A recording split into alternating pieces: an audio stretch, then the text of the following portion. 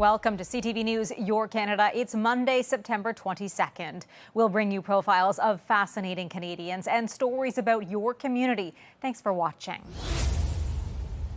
Dressed head to toe in yellow, Trevor Redmond is easy to spot on the shoulder of the Trans-Canada Highway. The Halifax native who lived in Calgary for 25 years calls his journey a run for courage. I want people, Canadians, to encourage us to get out, get healthy, and of course have the courage to go do that yourself. Redmond was just 15 when he was struck by a car and nearly lost his leg. Multiple surgeries saved it, and he says that healthcare investment drives his mission. I know the cost of healthcare, and it's a lot.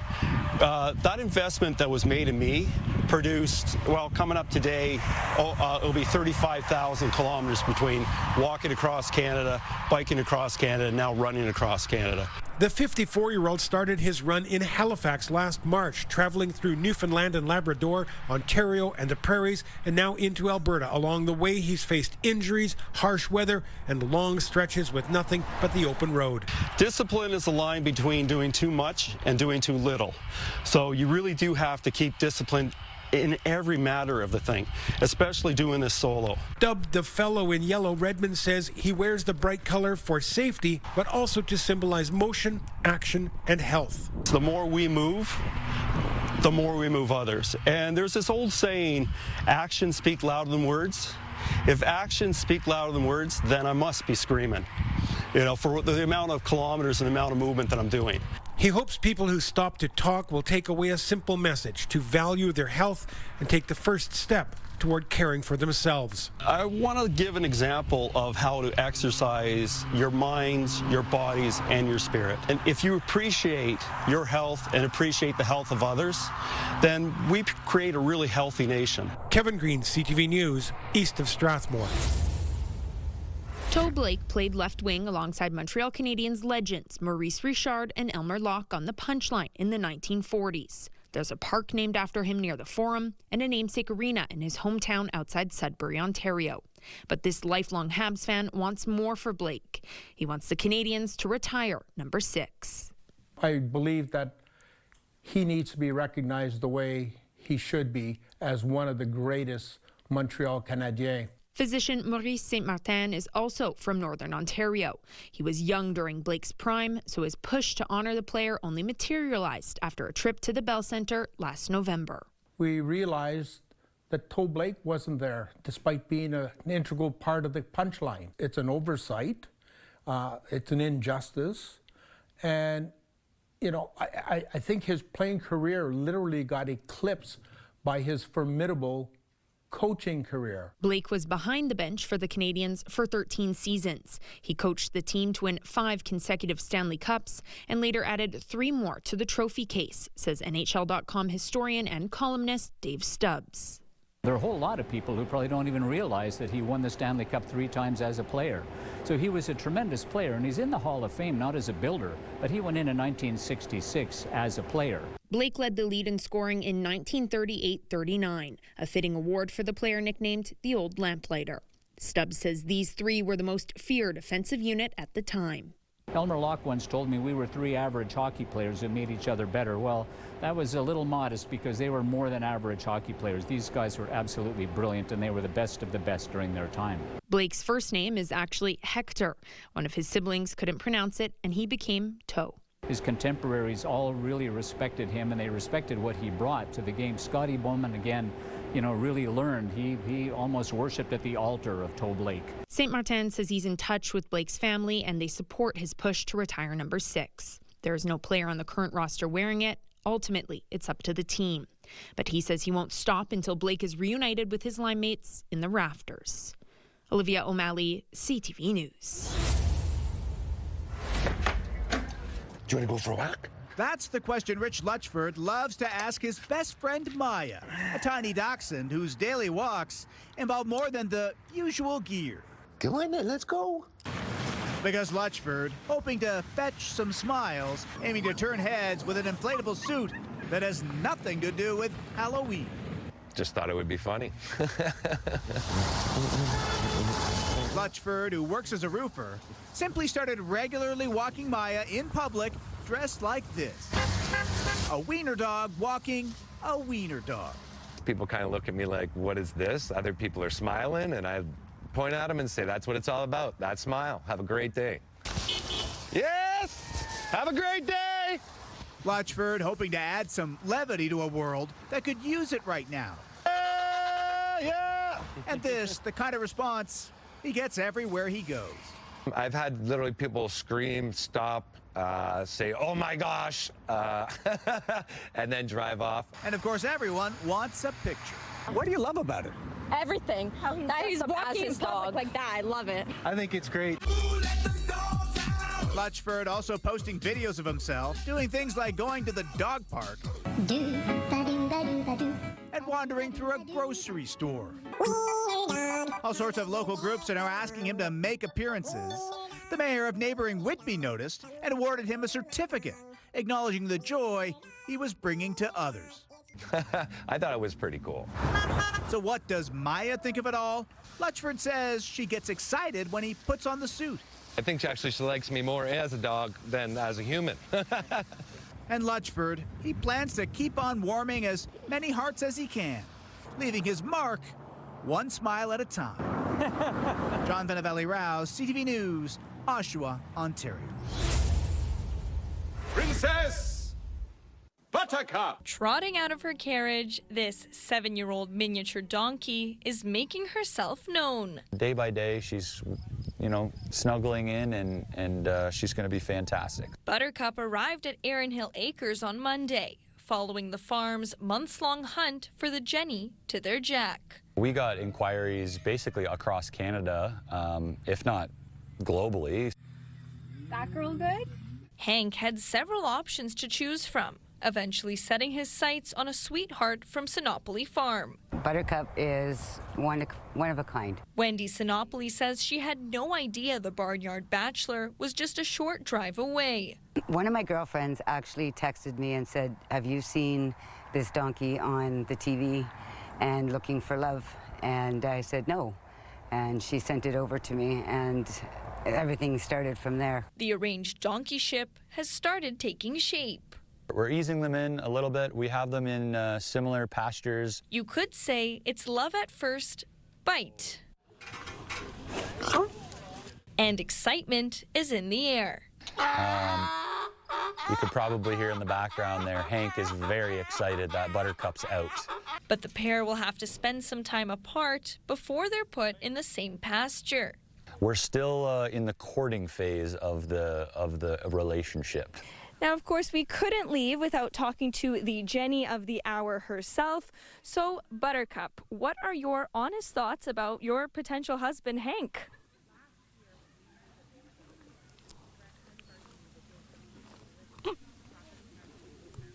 A lot to say. While Buttercup may be a woman of few words, Hank speaks for himself. Erin Hill Acres says a wedding is on the way for Hank and Buttercup, but for now, they're taking things one hoof at a time. Alexandra Hullick, CTV News, Erin. The Irish rap group Kneecap, known for its politically charged performances, is barred from entering Canada. Political debate and free speech are vital to our democracy, but open endorsements of terrorist groups are not free speech. The group has 4 shows scheduled in Canada next month, 2 in Toronto and 2 in Vancouver. Kneecap has been accused of amplifying political violence and has faced outrage over seeming public support for terrorist organizations such as Hezbollah and Hamas. In February, the group shared this photo of a member reading a book written by a Hezbollah leader. This message is that hate will not be tolerated, not in our streets, not on our campuses, and not on stage. The band had to cancel its U.S. tour earlier this year after a member of the group was charged with a terrorist offense in the U.K. Those charges came after videos emerged appearing to show 27-year-old Mo Chara wearing a Hezbollah flag over his head. We've seen hate crimes go up by 50% across the country over the last few years. We have seen unspeakable demonization across our city in protests and in mobs, And we must do everything we can to keep our city safe. Kneecap was swift to respond to the Canadian government, posting in part, "Your comments about us are wholly untrue and deeply malicious. No member of Kneecap has been convicted of any crime in any country ever. We have today instructed our lawyers to initiate legal action against you." Fans are sharing their disappointment. To them, the band wrote in part, "It is our view that when the government realized there was no legal basis on which to stop us, they today, via Vince Gasparo, sought to maliciously misrepresent Kneecap. We have played in Canada many times with zero issues. We are sorry we cannot be with you next month." I am outraged, honestly. Some people are not surprised. I am surprised because I never thought that I'd find myself living in Canada where the Canadian government would ban an Irish music group from entering the country just for speaking up against a genocide. Canada is not the first country to do this. Hungary also barred the group earlier this summer, saying the musicians' presence in the country would constitute a risk to national security. Alison Hurst, CTV News. Creating a buzz through the Byward Market and the downtown core, a swarm of costume bees greeting locals and tourists. It's all about the excitement of a new bee shop on Sussex Drive. G's Bees is now open in a location with empty storefronts. If you build it, they'll come. That's what, and we're curious to see what other entrepreneurs are going to do with these absolutely beautiful historic spaces that are neighboring us. Expanding from their farm in Honey Gables, this is the second G's Bees location.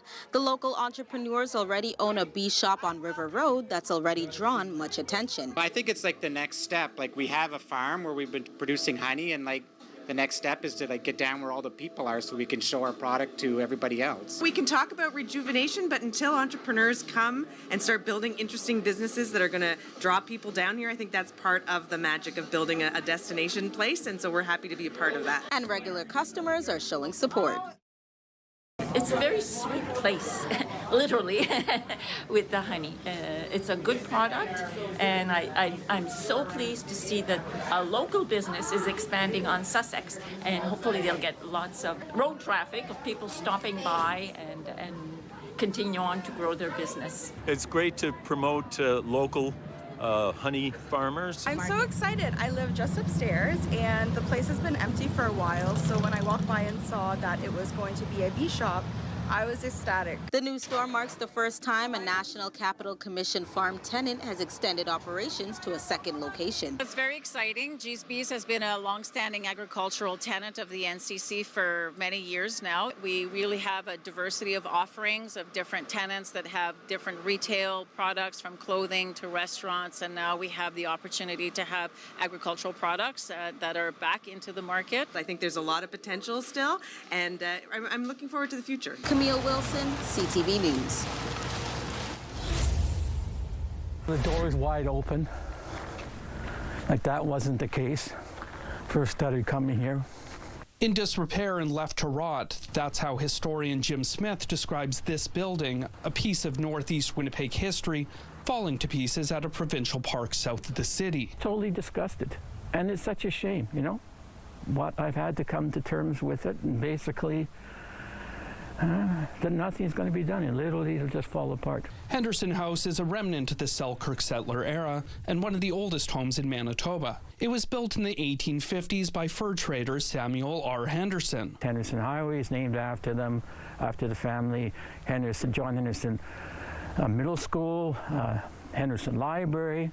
The home stood at 2012 Henderson Highway until the late 1970s, when the owner at the time decided he wanted to demolish it. That's when the province stepped in and moved it to St. Norbert Heritage Park. It was moved here supposedly to be repaired, and then somehow moved back to the area.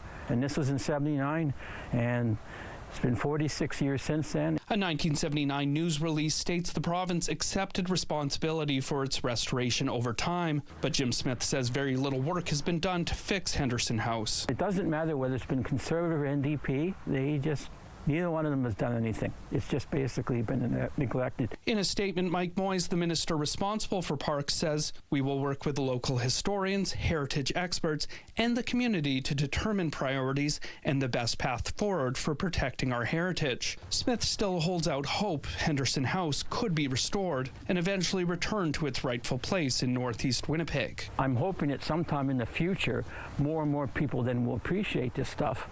but by that time it would be too late. Daniel Halmerson, CTV News, St. Norbert. Tucked away in the trees of Edmonton's River Valley, contractors and volunteers are hard at work. So right now I'm working on building a berm around the green trail. They're reshaping and expanding existing trails and adding new features such as a wooden helix to make a range of paths for riders of all skill levels. People are going to be blown away. This is a nice park. The area we're standing in now, I would say, is probably getting to be 80 to 90% complete. This is kind of the jump park area, which is one of the 4 main areas of our of the bike park.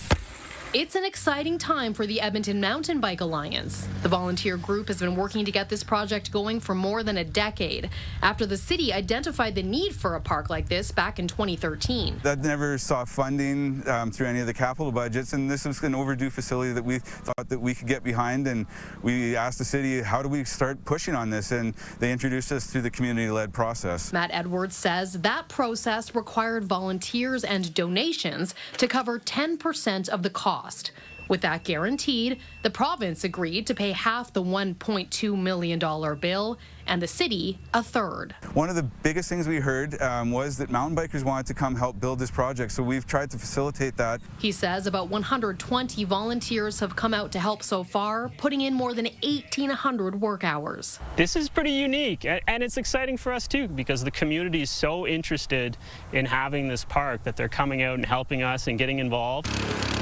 Benjamin Dennis says he's been here every day for about a month. From just piles of dirt to big jumps, or being able to kind of build the trail through the trees and see it happen is amazing.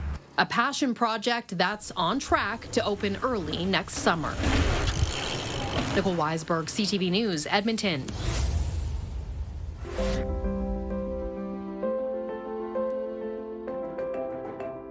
A picture-perfect day for the start of the cranberry harvest in Bala. Sunny skies, mild temperatures were just enough to draw some to the area for the afternoon. I know the boys are definitely going to love seeing all the machines and watching how they do their harvest. Staff at Muskoka Lakes Farm and Winery were busy preparing on Friday to welcome the public this weekend. The farm harvests about an acre of cranberries a day, 27 acres in all. Last year we did around 500,000 pounds. This year, the yield will be about half that due to damage sustained last winter, but Murray Johnson says that's not a problem as his product looks great. He's expecting things to get very busy around here. Yeah, we're open for at least 6 weeks till the end of October, and we'll have 30,000 of my closest friends show up. Yeah, it's kind of fun. Yeah. You must be a nice guy.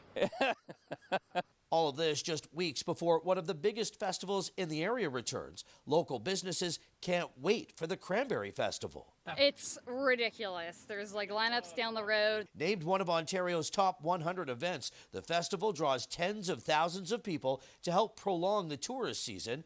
This year will be number 41 and counting. Yeah, we are in full planning mode for the Cranberry Festival. We have lots going up on social media to keep people informed so people can follow us there. We are in all hands on deck. Now, as for the Cranberry Festival itself, it runs from October 17th to the 19th with tens of thousands of people expected to take it in. The best part, it's all free, except for the cranberries, of course. Rob Cooper, CTV News, Bala. Brand new rest area here at Malden Park, along with a map showing people how to connect to the growing trail system that we have. There was actually an unveiling ceremony for this map earlier today, but the first question out of the gate, can you guess? Yeah. When is that bridge going to open? A lot of people excited to get on top and check out the majestic view from the Gordie Howe International Bridge. You know, it's really too early for us to give a specific date. Of course it is. The bridge may look ready to go, but there's still a lot of things left to do. We really are focusing on getting that construction complete. We do expect construction to complete this year, but we want to make sure that everything is working when we get to the point of opening. On-site staff needs to be trained. Commissioning and testing continue. Lights were tested last night, and they look good. Seeing those drawings come to life, I don't think I'll be able to recreate that experience until the first time that we go over the bridge in a car. So there are 5,000 lights on the Gordie Howe International Bridge between aesthetics and functional. What people saw Thursday night were the aesthetic lights. Now, each light bulb on that bridge has to be checked. The lights on doesn't mean we're open, but the lights on is a really good representation of that testing process that we can do now that construction is advanced to the point that it's at.